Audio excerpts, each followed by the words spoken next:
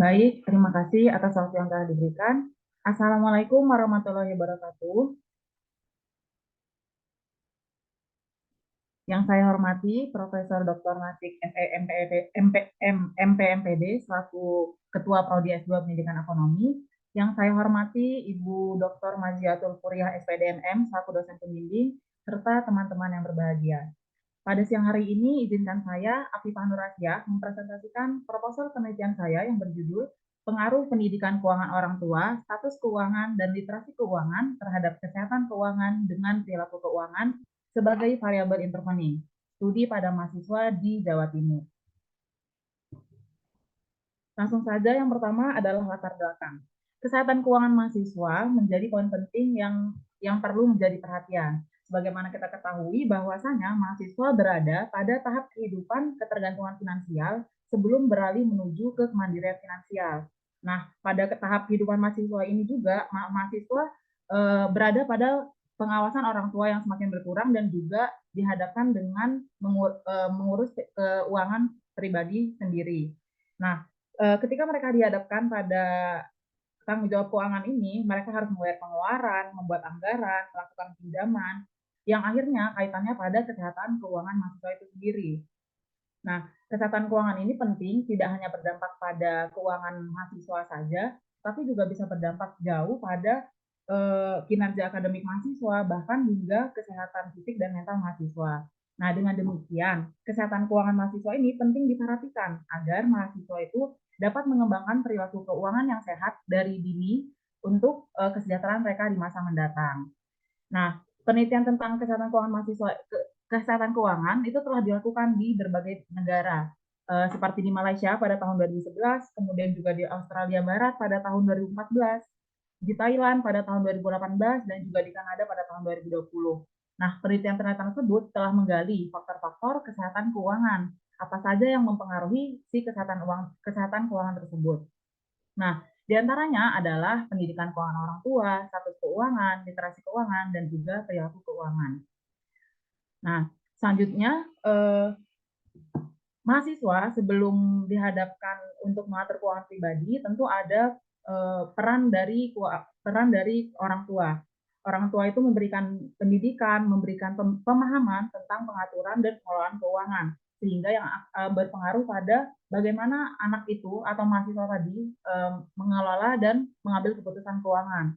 Begitu juga dengan status keuangan adalah kondisi keuangan seseorang atau individu mencakup pendapatan, utang, dan juga tabungan yang akan berpengaruh juga pada kesehatan keuangan individu termasuk mahasiswa ini.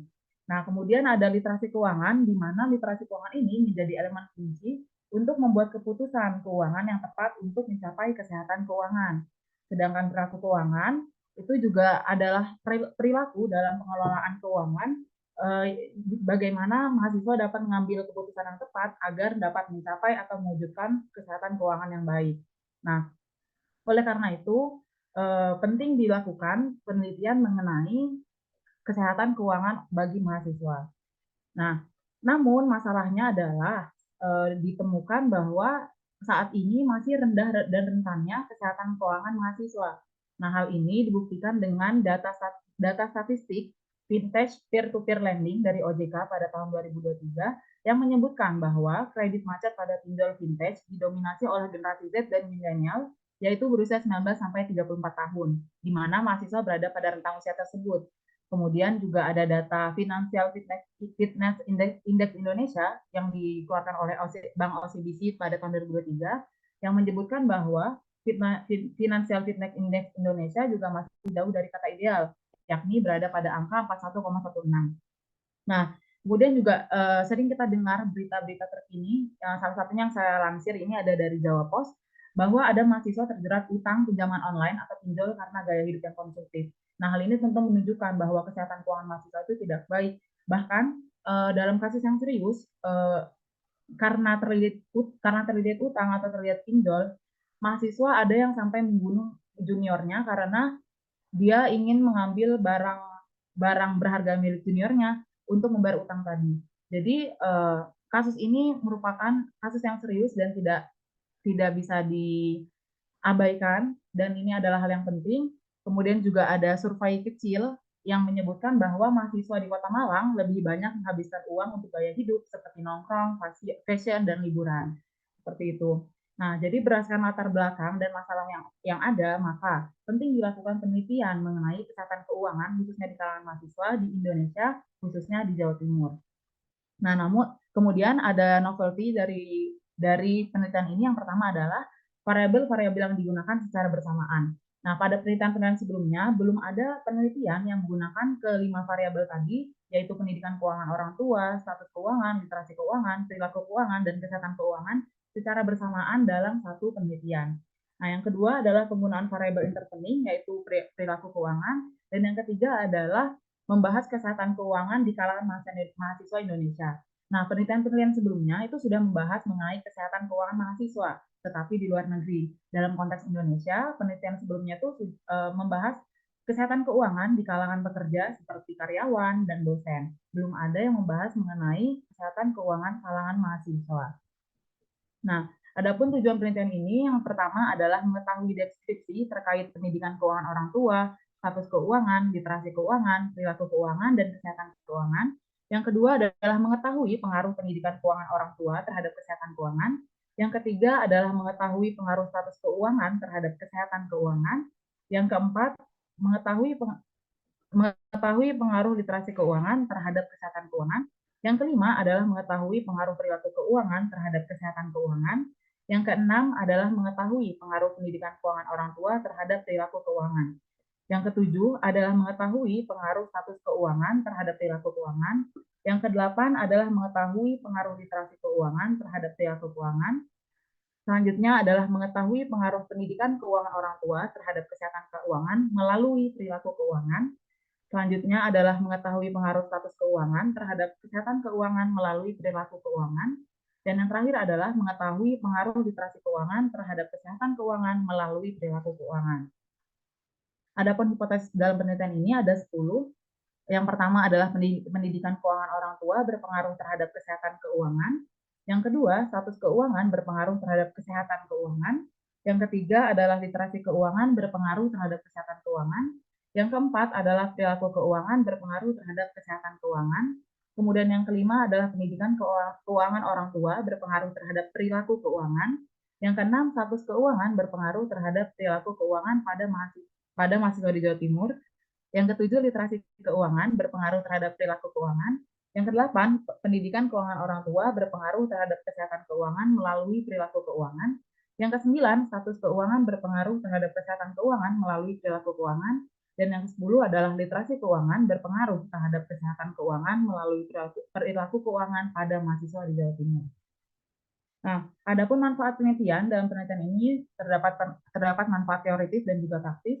Yang pertama adalah manfaat teoritis. Diharapkan penelitian ini dapat memperluas wawasan dan menambah ilmu, pengetahuan, serta kajian mengenai kesehatan keuangan, khususnya pada kalangan mahasiswa. Sementara dalam manfaat praktis, yang pertama bagi mahasiswa, diharapkan dapat memotivasi dan mendorong mahasiswa untuk lebih menyadari pentingnya kesehatan keuangan dalam kehidupan saat ini maupun masa mendatang.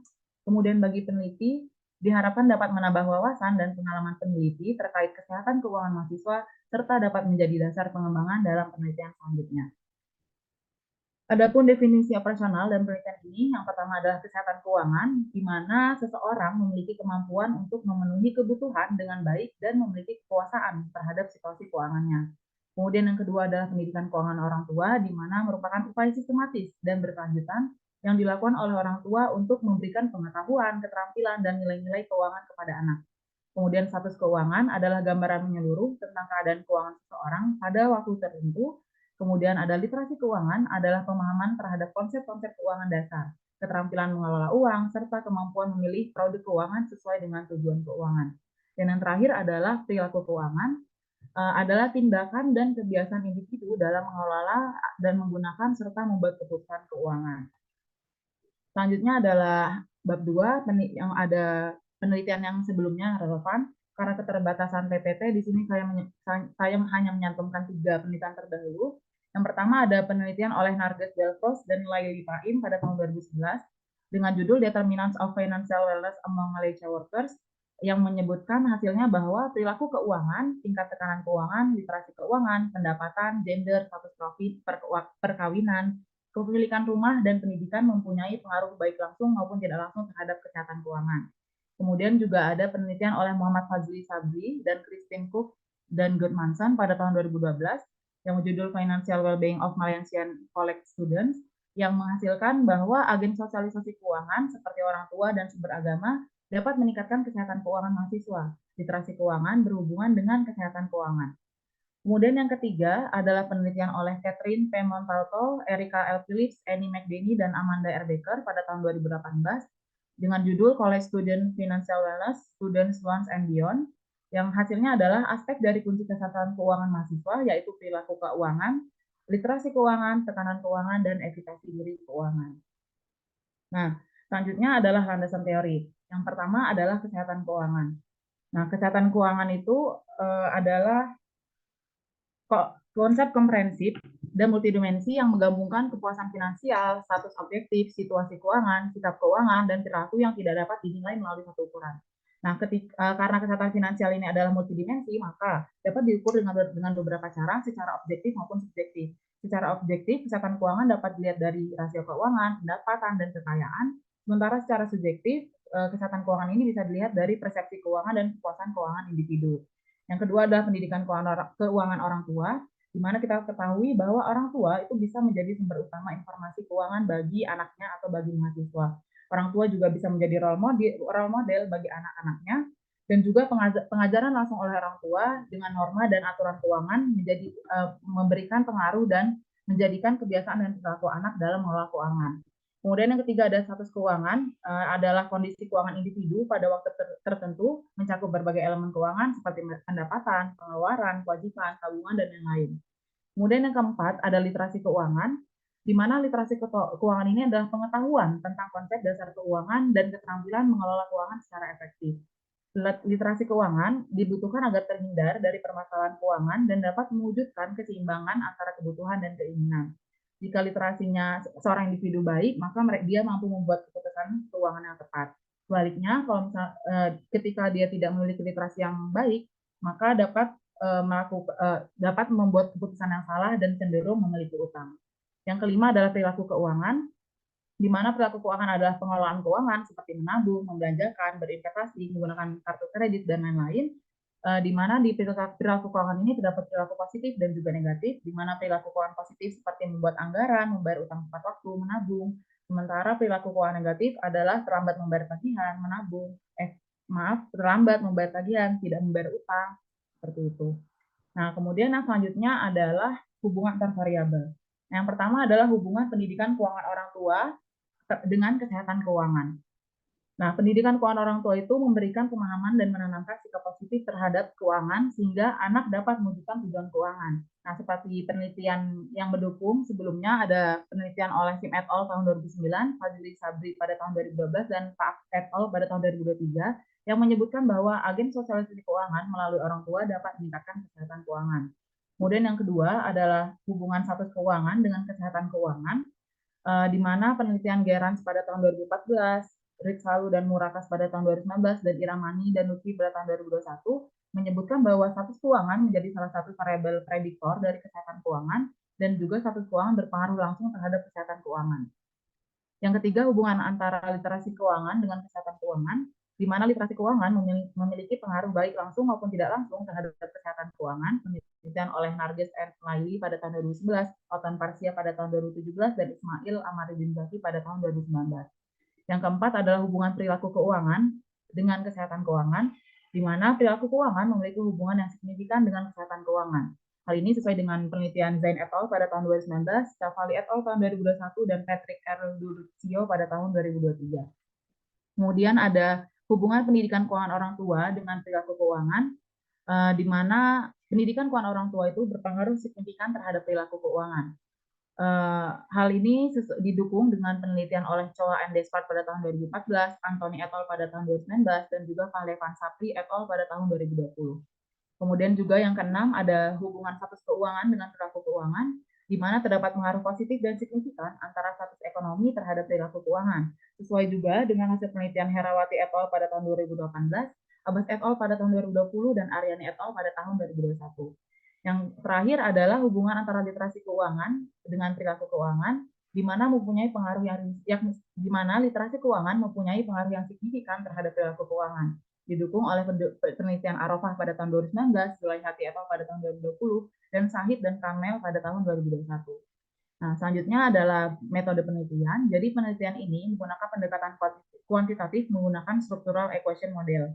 Nah, adapun penelitian ini menggunakan variabel-variabel laten, di mana ada pendidikan keuangan orang tua, status keuangan, literasi keuangan, perilaku keuangan, dan juga kesehatan keuangan. Nah, selanjutnya adalah populasi dan sampel. Populasi dalam penelitian ini adalah mahasiswa yang berkuliah di perguruan tinggi Provinsi Jawa Timur. Berdasarkan data BPS Jawa Timur pada tahun 2023, jumlah mahasiswanya adalah 889.761. Nah, karena melihat populasi yang besar, maka teknik pengambilan sampel dalam penelitian ini menggunakan multi-stage random sampling, yang dimana dilakukan dengan pertama melakukan cluster sampling dahulu, kemudian melakukan random sampling, dilanjut dengan subcluster sampling, kemudian dilanjutkan lagi dengan random sampling, hingga ditemukan 3 klaster yang digunakan adalah Kota Malang, Surabaya, dan Jember, dan perguruan tinggi mewakili PTN dan PTS yang ada di 3 klaster tersebut, antara lain ada UMM, Universitas Airlangga, Universitas Surabaya, Universitas Jember, dan Universitas Islam Jember. Kemudian untuk sampel akhir dilakukan dengan perhitungan menggunakan kalkulator SizeNet, sehingga diperoleh 384 responden dari 3 klaster tersebut. Selanjutnya adalah sumber data. Sumber data dalam penelitian ini adalah sumber data primer yang diperoleh secara langsung dari para responden melalui kuesioner dan tes. Untuk kuesioner sendiri itu untuk mengumpulkan data dari variabel pendidikan keuangan orang tua, status keuangan, perilaku keuangan, dan kesehatan keuangan. Sementara untuk tes dilakukan untuk mengumpulkan data literasi keuangan. Untuk instrumen penelitiannya sendiri, pendidikan keuangan orang tua memiliki indikator yang pertama parent direct teaching, parental subjective norm, dan parental financial role modeling. Untuk status keuangan, indikatornya ada pendapatan, tabungan, dan utang. Untuk literasi keuangan, memiliki indikator general knowledge on personal finance, time value of money, dan investment. Kemudian perilaku keuangan memiliki indikator expense management, balance control, dan saving. Dan yang terakhir adalah kesehatan keuangan dengan indikator persepsi subjektif, skala perilaku, skala objektif, dan kepuasan secara keseluruhan. Nah, selanjutnya instrumen tadi dilakukan uji validitas dan reliabilitas. Nah, uji validitas sendiri dengan kriteria jika R hitung lebih besar dari R tabel pada taraf signifikan A 0,05 maka dianggap valid. Sementara uji reliabilitas itu dilihat dari nilai Cron-Batch alfanya. Apabila lebih dari 0,6 maka instrumen memiliki reliabilitas yang baik. Nah, selanjutnya ada analisis data. Dalam penelitian ini dilakukan analisis data statistik deskriptif dan juga PLSM. Nah, dalam analisis statistik deskriptif itu dilakukan penyajian data dengan nilai yang diperoleh untuk masing-masing item kemudian diubah dalam bentuk persentase. Untuk PLSM, langkah pertama adalah melakukan model pengukuran, di mana dalam model pengukuran ini dilakukan dengan 2 cara, ada validitas konvergen dan validitas diskriminan. Untuk validitas konvergen itu dilihat dari nilai loading faktornya, yaitu antara 0,6 sampai 0,7, dan nilai AV lebih dari 0,5. Sementara validitas diskriminan itu dilihat dari nilai cross loading dengan kriteria lebih dari 0,7. Kemudian yang kedua ada uji reliabilitas dengan menilai reliabilitas konstruk dengan nilai composite reliability-nya dengan kriteria lebih dari 0,7. Nah, sementara yang ketiga, yang terakhir adalah model struktural, di mana dalam inner model atau kriteria dalam penilaian model struktural ini dengan melihat nilai R-square dan signifikansinya. Mungkin sekian yang dapat saya sampaikan, kurang lebihnya mohon maaf, mohon saran dan masukannya. Terima kasih, saya kembalikan ke moderator. Terima kasih Mbak Afifah atas pemaparan seminar proposalnya di siang hari ini. Selanjutnya adalah saya persilakan kepada pembanding 1, ada Kak Istiqomah, dan juga nanti ada Kak Irsan. Untuk pembanding 1 Kak Istiqomah, terlebih dahulu ya, kami persilahkan untuk membanding hasil seminar proposal dari Saudari Afifah. Baik, terima kasih banyak Mbak Vidi atas waktunya. Pertama-tama saya ingin bertanya terlebih dahulu ke Mbak Afifah. Pertanyaan pertama, mengapa Mbak Afifah ini memilih populasi mahasiswa di Provinsi Jawa Timur? Adakah pertimbangan khusus nih terkait mungkin situasi ekonominya atau kebijakan pendidikan di wilayah tersebut? Lalu pertanyaan kedua, bagaimana Mbak Afifah ini memastikan bahwa teknik multi-stage random sampling yang digunakan dapat mewakili diversitas mahasiswa di 3 klaster yang telah Mbak Afifah pilih? Mungkin Mbak Afifah bisa direspon dulu pertanyaannya. Baik, tadi yang pertama kenapa memilih Provinsi Jawa Timur? Jadi menurut saya kenapa saya memilih Provinsi Jawa Timur? Yang pertama, sebelumnya saya juga sempat mencari data tentang dari BPS tahun 2023 bahwa di Provinsi Jawa Timur itu merupakan provinsi dengan jumlah perguruan tinggi terbanyak kedua di Indonesia. Nah, di sini kan saya membutuhkan populasi mahasiswa. Jadi dengan adanya jumlah mahasiswa yang banyak ini yang dapat mendukung kebutuhan saya untuk mengumpulkan data dari para responden yaitu mahasiswa itu sendiri. Terus yang kedua, berkaitan juga dengan data OJK yang tadi sempat saya bahas di latar belakang, bahwa data OJK yang menyebutkan kalau kredit macet pada pinjol itu didominasi oleh umur 19 sampai 25 yang dimana mahasiswa ada di rentang data tersebut. Nah, ternyata berdasarkan data OJK juga, Jatim itu juga menempati posisi kedua jumlah kredit macet pinjol terbanyak di Pulau Jawa. Dengan kata lain, mahasiswa Jawa Timur berarti ada di posisi itu dan saya mau tahu nih bagaimana sih kondisi kesehatan keuangannya mahasiswa Jawa Timur gitu dengan kaitannya dengan si data tadi seperti itu. Terus yang ketiga juga saya sebagai peneliti juga kebetulan berada di Provinsi Jawa Timur yang mungkin memudahkan saya dan juga lebih familiar bagi saya untuk melakukan penelitian di daerah Jawa Timur. Terus yang keempat juga berdasarkan data yang saya dapatkan juga di tadi latar belakang juga sudah saya sebutkan tentang survei kecil yang sudah dilakukan oleh Pratama pada tahun di Mantara pada tahun 2023 itu dia menghasilkan survei kecil yang membahas tentang apa namanya kalau mahasiswa di Jawa Timur salah satunya di Kota Malang ini itu kan surveinya dia hidup untuk gaya hidup seperti fashion, liburan. Nah, dengan melalui penelitian ini itu bisa digali lebih dalam dan lebih komprehensif seperti itu. Tidak hanya survei kecil. Terus yang kedua, kenapa multi-stage random sampling bisa, nah yang pertama karena ini sangat besar populasinya, jadi perlu digunakan multi-stage random sampling. Terus apakah dengan multi-stage random sampling bisa mewakili semua Jawa Timur? Jawabannya bisa, karena di sini saya menggunakan cluster dan juga random. Nah, dalam artian dalam cluster ini kan semua daerah Provinsi Jawa Timur itu punya kesempatan untuk menjadi punya kesempatan dalam saya memilih si klaster tadi yang akhirnya didapatkan 3 klaster Surabaya, Jember dan Malang.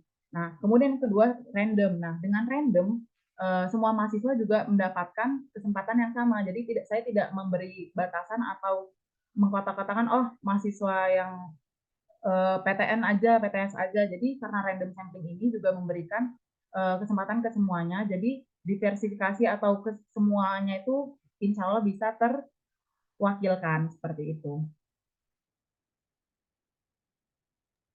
Oke, terima kasih Mbak Pipa penjelasannya. Mungkin informasi-informasi yang sudah dijelaskan tadi yang belum ada di proposal bisa ditambahkan. Selanjutnya, untuk ada beberapa saran perbaikan dari saya yang mungkin dapat Mbak Pipa pertimbangkan untuk meningkatkan kualitas proposalnya. Yang pertama, ada konsistensi penulisan Mbak Pipa. Pastikan konsistensi dalam pemakaian istilah. Misalnya ada beberapa kalimat yang menggunakan kesehatan keuangan dan beberapa yang menggunakan financial wellness. Jika memang Mbak Afifah ini ingin memberitahu nih bahasa Inggrisnya kesehatan keuangan itu financial wellness, itu bisa di-spill 1 kali saja mungkin. Selanjutnya gunakan 1 istilah. Nah, konsistensi dalam pemakaian istilah ini juga sangat penting untuk menjaga kejelasan dan profesionalisme tulisan Mbak Afifah. Dengan menggunakan 1 istilah secara konsisten, nantinya pembaca juga akan lebih mudah memahami pesan yang ingin Mbak Afifah sampaikan. Lalu lanjut untuk latar belakang.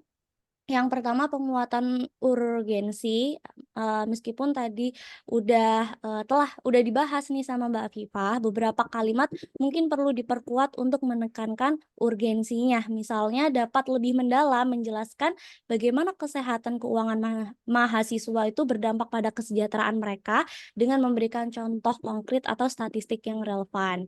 Yang kedua, penambahan konteks regional. Menambahkan lebih banyak konteks regional atau lokal terkait masalah kesehatan keuangan di Jawa Timur, ini dapat memberikan pemahaman yang lebih mendalam dan relevan bagi pembaca nantinya. Yang ketiga, penjelasan lebih lanjut research gap-nya Mbak Afifah. Lebih rinci menguraikan kesenjangan penelitian yang teridentifikasi. Apa yang belum diketahui atau belum banyak diteliti mengenai hubungan antar variabel yang diteliti dalam konteks mahasiswa di Jawa Timur. Ini dapat memberikan lebih banyak nih justifikasi untuk mengapa penelitian perlu dilakukan. Lalu pada proposal juga bisa Mbak Afifah tambahkan seperti pembatasan penelitian. Jadi menambahkan bagian yang merinci pembatasan penelitian juga bisa memberikan kejelasan tentang batasan-batasan yang mungkin mempengaruhi generalisasi hasil penelitian Mbak Afifah. Ya, mungkin sekian saja untuk dari saya. Bisa dipertimbangkan lagi Mbak Afifah untuk saran-sarannya. Oke, Ya, silahkan Mbak moderator. baik, terima kasih Mbak Istiqomah atas saran dan pertanyaannya. Baik, terima kasih Kak Isti. Mungkin dari Mbak Afifah ada tanggapan lain? Atau kita lanjut aja ke pembanding 2 ya? Baik, untuk selanjutnya bisa langsung ke Kak Irsan sebagai pembanding 2 untuk membanding seminar proposal dari Saudari Afifah. Baik, terima kasih atas kesempatannya. Eh, Sebelum saya ingin memberikan saran, saya ingin dulu bertanya kepada Mbak Viva. Nah, di sini saya penasaran, mengapa Mbak Viva itu yakin bahwa perilaku keuangan itu berperan sebagai intervening gitu, bukan moderator atau variabel bebas. Nah, di dalam model penelitian itu, kalau bisa, bagaimana penjelasan Mbak Viva? Oke, baik. Sebelumnya terima kasih atas pertanyaannya. Tadi di bab 2 saya juga sudah menjelaskan mengenai hubungan antar variabel. Nah, jadi kenapa saya menggunakan perilaku keuangan tadi sebagai intervening? Karena menurut berdasarkan penelitian-penelitian terdahulunya dan juga teorinya bahwa eh, variabel-variabel lain, variabel yang lain seperti pendidikan keuangan orang tua, status keuangan, literasi keuangan, itu memiliki pengaruh terhadap si perilaku keuangan. Nah, dan juga perilaku keuangan ini berada dalam model penelitian saya itu tidak memiliki tidak mempengaruhi besar kecilnya atau kuat lemahnya antara variabel bebas si X1 X2 X3 terhadap si Y. Jadi makanya saya tidak menyebut si variabel perilaku keuangan ini sebagai moderasi. Soalnya kan kalau moderasi itu dia punya pengaruh kan, memperkuat atau memperlemah seperti itu. Sementara di sini variabel perilaku keuangan itu cuma sebagai mediasi atau perantara seperti itu.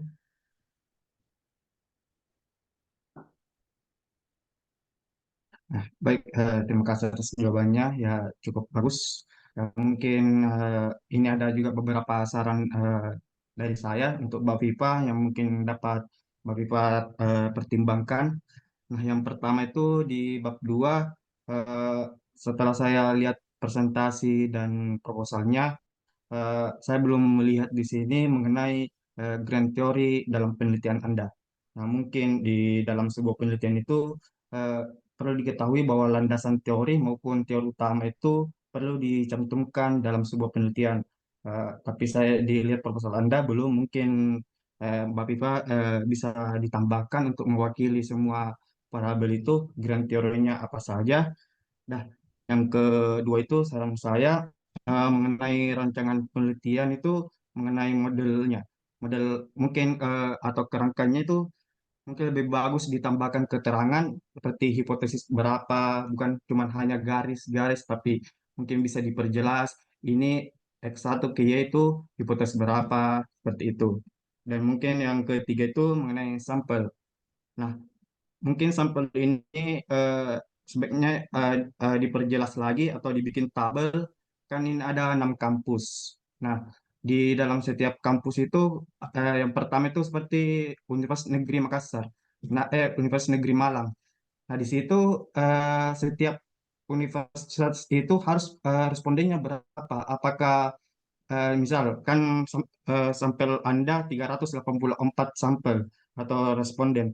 Nah, dari 6 kampus itu minimal harus berapa setiap kampus? Apakah seperti UM harus 60 responden atau supaya mewakili Universitas Negeri Malang dan kampus Muhammadiyah harus berapa? Dan nanti totalnya itu 384 responden, mungkin lebih jelas like, seperti itu. Dan kan dan juga kan saya lihat eh, di bab 3 Anda mengatakan mahasiswa yang menjadi responden penelitian ini tidak dikhususkan bagi mahasiswa program studi tertentu. Otomatis bisa tidak mungkin FEB, bisa sembar. Jadi mungkin lebih baik diperjelas lagi seperti Prof. Nasib bilang kenapa nggak ada UB, padahal apakah diberikan alasan lagi yang diperjelas seperti itu. Dan mungkin yang ketiga itu mengenai kisi-kisi instrumen. Nah, di sini kan ada indikatornya. Ada beberapa indikator mungkin dapat diperjelas itu indikatornya itu berasal dari mana? Apakah dibuat sendiri, apakah dari teori, atau apakah dari jurnal seperti itu? Karena saya tadi lihat belum ada, cuma dicantumkan saja indikatornya, tapi sumbernya itu saya belum tahu berasal dari mana. Nah, yang keempat itu mungkin mungkin sampelnya itu diperjelas lagi apakah menggunakan versi berapa, apakah versi 3 atau versi keempat, supaya lebih jelas lagi. Nah, yang kelima itu mengenai mengenai inner model kan di inner model Anda tambahkan cuma R square. Nah, di dalam sampel itu kan ada Q-square, ada God of Index. Nah, mungkin Anda dapat tambahkan karena di situ juga bisa membantu metode Anda. Seperti God of Index itu mengukur tingkat kelayakan eh, indikator Anda. Terus untuk yang terakhir itu mengenai pengujian hipotesis. Kan Anda menggunakan mediasi, otomatis ada pengujian secara langsung dan tidak langsung. Nah, mungkin Anda dapat tambahkan di situ, karena saya lihat tidak ada di situ penjelasan mengenai pengujian hipotesis itu secara langsung dan tidak langsung. Dan mungkin juga bisa Anda tambahkan uji sobel, karena biasanya itu kan mediasi menggunakan itu. Tapi kalau pakai SMPLS bisa sih cukupnya cuman tidak langsung gitu. Mungkin itu yang dapat saya tambahkan. Saya kembalikan ke moderator. Baik, terima kasih untuk Kak Irsan. Mungkin dari Mbak Afifa ada tanggapan? Ya, baik. Terima kasih sebelumnya untuk Mas Irsan untuk tambahan dan sarannya. Mungkin saya mau sedikit menjelaskan tentang sampelnya tadi. Tadi Mas Irsan kan ngomongin masalah tiap univ tuh berapa sih dari 38 sekian ini. Jadi kayak proporsinya lah. Nah, sebenarnya saya rencananya itu dari 384 ini itu tuh tidak dibatasi atau ditentukan seperti misalnya UM sekian, UMM sekian, tapi kayak dari ya udah dari 384 ini 384 responden ini yang penting dari 6 universitas ini seperti itu. Terus juga mengenai yang tadi soal kenapa nggak UB, kenapa nggak yang lain-lain. Nah, jadi ini karena saya ngambilnya random sampling. Jadi ibaratnya saya apa pakai apa sih namanya yang muter itu? Ya Spin. pokoknya ya SPIN. Nah, SPIN. Nah, itu tuh semua nama perguruan tinggi di Malang. Nah, terus di random akhirnya dapatnya yang ini, makanya UB atau yang lain tuh nggak dipakai seperti itu. Terus juga tidak tidak melihat apakah ada prodi pendidikan ekonomi atau enggak seperti itu. Dan untuk saran-saran lainnya, terima kasih saya sudah catat. Saya kembalikan ke moderator. Baik, terima kasih untuk Mbak Afifah atas sarannya. Untuk terima kasih juga saya sampaikan pada pembanding 1 dan pembanding 2. Selanjutnya saya serahkan kepada Ibu Mazi sebagai pembimbing 2. Oke, baik, terima kasih. Sebentar. Oke, Mbak Afifah Nur, Assalamualaikum warahmatullahi wabarakatuh. Waalaikumsalam warahmatullahi wabarakatuh. Selamat buat Mbak Afifah Nur yang sudah sampai tahap ini ya, ujian proposal ini, sehingga tadi masukan dari teman-teman bagus sekali. Tadi yang pertama terkait dengan sarannya Mbak Istiqomah. Nah, ini betul, saya sepakat. Jadi penggunaan istilah menggunakan bahasa asing atau bahasa Indonesia harus jelas, konsisten, gitu ya. Jadi itu kalau memang menggunakan bahasa asing terus, tapi sebelumnya harus diberitahu, harus dijelaskan di latar belakang, baru kemudian bahasa asing terus. Tapi kalau menggunakan istilah bahasa Indonesia, maka istilah bahasa Indonesia terus, gitu ya, untuk melihat konsistensi. Kemudian yang terkait dengan riset gap, betul. Jadi di latar belakang ini setelah saya baca, memang riset gap-nya ini harus ditekankan dalam bentuk empirical gap research. Jadi di sini lebih ditekankan sebenarnya gap research-nya apa? Membandingkan antara kondisi real dengan teori. Kondisi yang ada di lapangan sama teori. Itu lebih menarik dibandingkan hanya membandingkan antar teori saja. Gitu. Kemudian yang terkait dengan pembanding 2 tadi siapa ya namanya? Lupa saya. Irsan, Bu. Mas Irsan, oke, bagus sekali. Tadi ada masukan terkait dengan uji sobel gitu ya. Nah, uji sobel boleh gitu ya. Uji sobel perlu ditambahkan karena memang kalau dengan menguncangkan uji sobel ini untuk mengetahui apa ya signifikansi pengaruh tidak langsung antara variabel independen ke variabel dependen melalui variabel mediasi ini. Kemudian jika di dalam PLS ini nanti kan Mbak Afifa akan menguji efek mediasi. Maka perlu melakukan uji sobel setelah melakukan estimasi model penelitian. Jadi perlu adanya uji sobel untuk menguji efek mediasi pada analisis PLS gitu ya. Sehingga perlu ditambahkan terkait dengan uji sobel ini. Secara umum udah bagus gitu ya, cuman tadi hal-hal yang kurang tadi sudah disampaikan oleh teman-teman sehingga nanti Mbak Afifa perlu merevisinya, perlu menambahkan jika ini untuk kuesioner saya lihat sudah memenuhi gitu ya, sudah memenuhi dari indikator-indikator itu, saya kira cukup itu. Mungkin ada tambahan dari teman-teman yang lain atau dari Prof. Nasir. Saya kembalikan ke moderator. Terima kasih. Terima kasih Ibu Mazi atas masukannya. Bagi Mbak Afifah mungkin di sini dari Prof. Nasih, apakah ada tambahan, Prof? Bentar, Ge. Ya, Alhamdulillah. Halo, terdengar suara saya nih? terdengar, Prof. Matur nuwun. Sebelumnya saya sampaikan terima kasih Bapak Ibu semuanya, jadi mahasiswa, kepada Bu Dr. Maziatul Kuria. Terima kasih sekali lagi. Ya, alhamdulillah sudah selesai ya kegiatan seminar.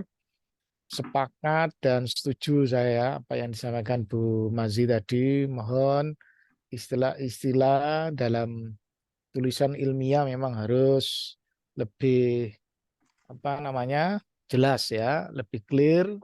Kalau memang menggunakan bahasa Inggris, nanti dalam penulisannya harus italik ya, dimiringkan. Kalau bahasa Indonesia yang betul-betul bahasa Indonesia, yang ejaan yang disempurnakan.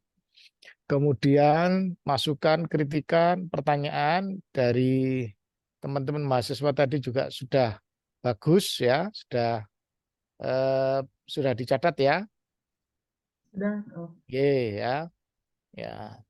Berikutnya saya tidak banyak memberikan apa istilahnya substansi karena saya lihat proposalnya sudah bagus ya, sudah layak ya. Memang ada beberapa hal ya. Ini sepertinya sudah menggunakan Mendeley, wajib ya. Iya, sudah, Pak. Harus menggunakan Mendeley ya. Biasanya kalau Mendeley ketika diformat itu kadangkala tidak sesuai dengan penulisan karya ilmiah yang ada di UM ya. Jadi mohon disesuaikan. Kadang muncul ya dua kata ya. Dua kata itu jangan sampai seperti itu, harus diformat walaupun pakai Mendeley disesuaikan dengan kondisi penulisan karya ilmiah PPKUM ya, gaya penulisannya. Berikutnya dari saya tentang ini ya, SEM ya. Pengalaman saya mendampingi yang S3 itu juga saya kasihan itu ya. Pembimbingnya sudah oke, saya sudah oke, ternyata ada yang mengatakan loh ini belum layak ya. Ya, terus terang SEM ini memang harus betul-betul dipegang ya, konsepnya, teorinya. Ini perlu hati-hati karena sepertinya ya di pasca FIB ini SEM PLS ini jadi semacam harus menggunakan SEM ya. Ya, kebetulan itu disertasi waktu itu ya. Nah ini memang jadi pegangan ya bagi didik mahasiswa yang menggunakan SEM ya. Saran saya coba betul-betul dikuasai ya konsep-konsep di dalam SEM ya. Apakah itu dalam pemahaman statistik atau pemodelan atau hubungan antar variabel yang bisa diterima secara teoritis ya. Istilahnya grand teorinya sudah pas enggak ya. Karena nanti pasti akan diuji ya. Yang uji kadang kala ya itu tadi, loh sudah di ACC, sudah ini kok belum layak. Ini yang jadi catatan kita bersama supaya mahasiswa yang menggunakan SEM ini betul-betul sudah istilahnya sudah melalui screening sudah mantap dan siap untuk digunakan di ujian akhir ya. Itu saran yang bisa saya sampaikan.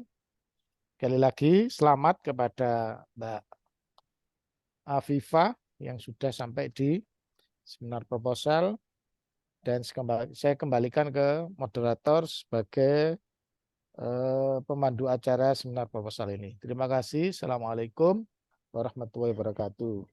Waalaikumsalam warahmatullahi wabarakatuh. Terima kasih Prof. Nasi. Mungkin dari teman-teman di sini apakah ada tambahan atau sudah cukup untuk siang hari ini? Cukup ya? Kalau begitu, saya ucapkan selamat untuk Mbak Afifa telah selesai menyeminarkan proposal tesisnya pada siang hari ini. Terima kasih kepada Ibu Mazi, Prof. Nasi, dan juga teman-teman untuk karena bersedia hadir pada siang hari ini. Saya tutup acara seminar proposal pada siang hari ini. Mohon maaf atas kurangnya dan selamat untuk Mbak Afifa. Assalamualaikum warahmatullahi wabarakatuh. Waalaikumsalam warahmatullahi wabarakatuh. Terima kasih Prof. Nasi. Nggih, matur nuwun Bu Mazi, matur nuwun sangat. Sami. Nggih, adik mahasiswa semuanya, nggih. Sehat selalu. Assalamualaikum warahmatullahi wabarakatuh. Assalamualaikum warahmatullahi wabarakatuh. Nggih, kula live Terima nggih. kasih. Ya, Nggih.